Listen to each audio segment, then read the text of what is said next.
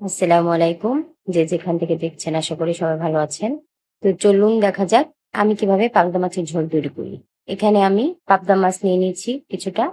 এর মধ্যে আমি ১ চামচ হলুদ গুঁড়ো, ১ চামচ মরিচের গুঁড়ো, ১ চামচ পরিমাণ ধনিয়ার গুঁড়ো, স্বাদমতো লবণ, এগুলো সব উপকরণগুলো আমি একসাথে মিশিয়ে ভালোমতো মাছটাকে মাখিয়ে নিলাম। এরপর আমি একটি কড়াই বসিয়ে নিয়েছি। এর মধ্যে আমি কিছুটা তেল দিয়ে নিয়েছি। এখন আমি তেলের মধ্যে মাছগুলো এক, এক করে দিয়ে নিব। মাছগুলো আমি দিয়ে দিচ্ছি। এরপর আমি মাছটাকে ভালোমতো ভেজে নিব। মাছটাকে একটু উল্টিয়ে নেব। দেখতে পাচ্ছেন আমি একটু মাছটাকে উল্টিয়ে নিচ্ছি সুন্দর মতো। আস্তে, আস্তে মাছটা নাড়বেন যাতে মাছটা ভেঙে না যায়।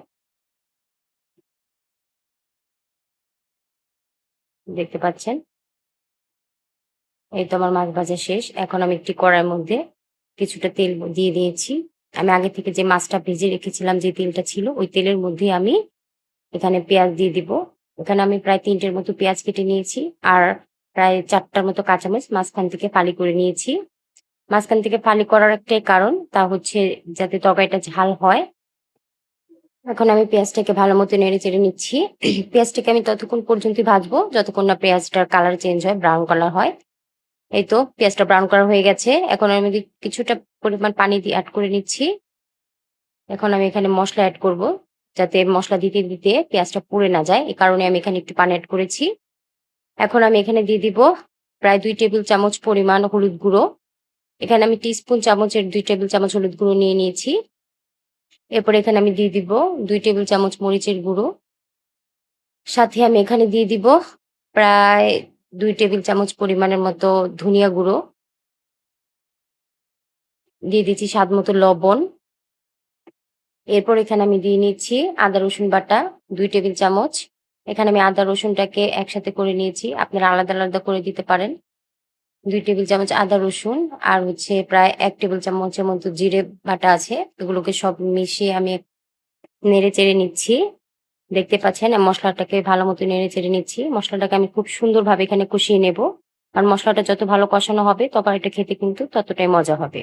তাই আপনারা যতটা পারবেন মসলাটাকে ভালোমতো এই পর্যায়ে কষিয়ে নিবেন।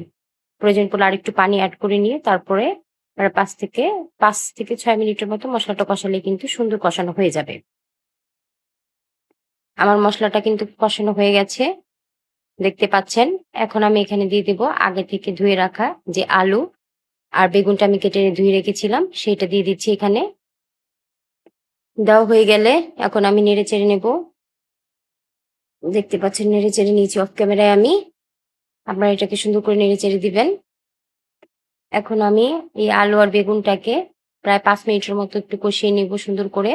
এজন্য আমি একটা ঢাকনা দিয়ে ৫ মিনিটের জন্য এটা ঢেকে দিচ্ছি। ফিরে আসছি ৫ মিনিট পর। ৫ মিনিট পর আমি এখানে পরিমাণ মতো পানি এড করে দিচ্ছি। আমি এখানে খুব বেশি পানি এড করব না। এখন আমি এখানে দিয়ে দিব আগে থেকে ভেজে রাখা যে মাছগুলো। এখন আমি একটা, একটা করে এখানে মাছগুলো দিয়ে নিচ্ছি। এখানে আমি সুন্দর করে মাছগুলো দিয়ে নিব উপরে, উপরে দেখতে পাচ্ছেন আপনারা। এই তো আমার মাছগুলো দেওয়া শেষ। এখন আমি একটু সুন্দর মতো নেড়ে-চেড়ে ঢাকনা দিয়ে ঢেকে দিব। দেখতে পাচ্ছেন তরকারিটা প্রায় হয়ে এসেছে। এখন আমি আর ৫ থেকে ৭ মিনিট পর তরকারিটা নামিয়ে নেব। সবাই আমার জন্য দোয়া করবেন। আর নতুন, নতুন ভিডিও পেতে অবশ্যই আমার চ্যানেলটি সাবস্ক্রাইব করবেন, লাইক করবে, পাশে থাকবেন। আল্লাহ হাফেজ।